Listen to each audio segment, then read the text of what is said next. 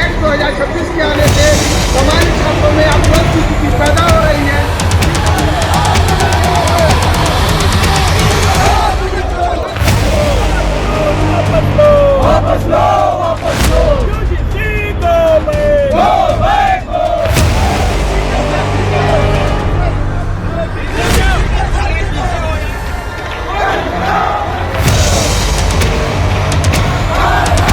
अगर किसी फैसले में जातिगत पक्षपात की आशंका है तो उसका जवाब अराजकता से नहीं, संविधान, तथ्यों और कानूनी प्रक्रिया से दिया जाना चाहिए, क्योंकि न्यायपालिका की पारदर्शिता, समानता और जवाबदेही किसी एक वर्ग की नहीं बल्कि पूरे लोकतंत्र की रीढ़ है।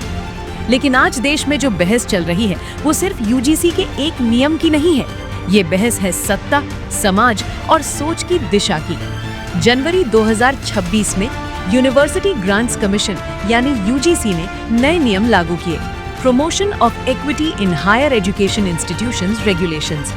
इन नियमों का मकसद था विश्वविद्यालयों और कॉलेजों में जाति, समुदाय और सामाजिक पहचान के आधार पर होने वाले भेदभाव को रोकना। इसके तहत हर शैक्षणिक संस्थान में इक्विटी कमेटी और शिकायत निवारण व्यवस्था अनिवार्य की गई। मकसद साफ बताया गया, सामाजिक न्याय और समान अवसर। लेकिन नियम आते ही विरोध भी शुरू हो गया। यूजीसी एक्ट 2026 के आने से सामान्य छात्रों में आक्रोश की स्थिति पैदा हो रही है। इस अधिनियम में सीधे सीधे सामाजिक भेदभाव देखने को मिल रहा है। मामला सुप्रीम कोर्ट पहुंचा और अदालत ने यूजीसी के नए नियमों पर फिलहाल रोक लगा दी। कोर्ट ने कहा, नियमों की भाषा अस्पष्ट है, दुरुपयोग की संभावना से इनकार नहीं किया जा सकता और ये देखना जरूरी है कि क्या ये नियम संविधान के अनुच्छेद 14 यानी समानता के अधिकार के अनुरूप हैं या नहीं। कोर्ट ने ये भी साफ किया कि जब 2012 के पुराने नियम मौजूद हैं, तो नए नियमों की आवश्यकता और स्वरूप गंभीर समीक्षा मांगते हैं। देश के अलग अलग हिस्सों में मुख्य रूप से सामान्य या सवर्ण वर्ग के छात्र और संगठन इन नियमों के खिलाफ सड़कों पर उतरे। उनकी आपत्तियां साफ हैं।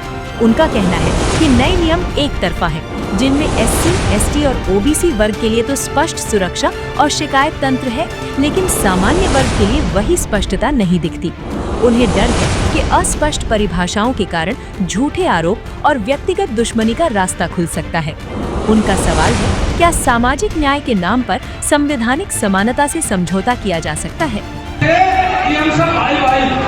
लेकिन एक यूजीसी एक कानून ऐसा आया है कि आज उन भाइयों को मरोने लगे पेट में बहुत ज्यादा। यूजीसी का सम्मान में बहुजन है मैदान, यूजीसी का सम्मान में बहुजन है मैदान। वहीं दूसरी ओर एससी, एसटी और ओबीसी छात्र संगठन, सामाजिक न्याय से जुड़े शिक्षाविद और अधिकार समूह इन नियमों के समर्थन में खड़े हैं। उनका कहना है कि जातिगत भेदभाव आज भी उच्च शिक्षा संस्थानों की हकीकत है, चाहे दाखिले में हो, रिसर्च में हो या आंतरिक मूल्यांकन में। समर्थकों का कहना है कि अगर ऐसे नियमों पर भी हर बार दबाव में रोक लगती रही तो सामाजिक न्याय सिर्फ कागजों और भाषणों तक सीमित रह जाएगा। इसी बीच एक बड़ा आरोप भी उभरा कि सरकार ने विरोध को देखते हुए सुप्रीम कोर्ट से रोक लगवा दी। हालांकि संवैधानिक विशेषज्ञों का कहना है कि न्यायपालिका का काम सरकार को बचाना या गिराना नहीं, बल्कि कानून को संविधान की कसौटी पर परखना है।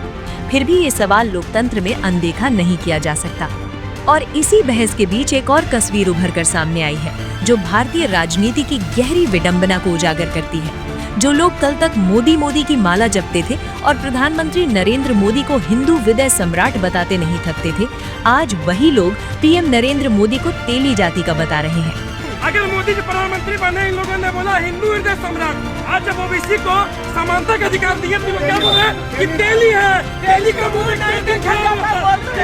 अब हम लोग हिंदू नहीं है, हम ओबीसी समाज का नहीं है।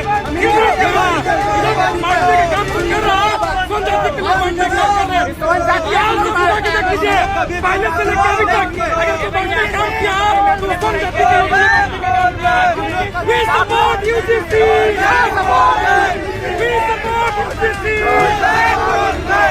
अब हिंदुत्व की राजनीति भी विचारधारा से ज्यादा जातिगत पहचान में उलझती नजर आ रही है।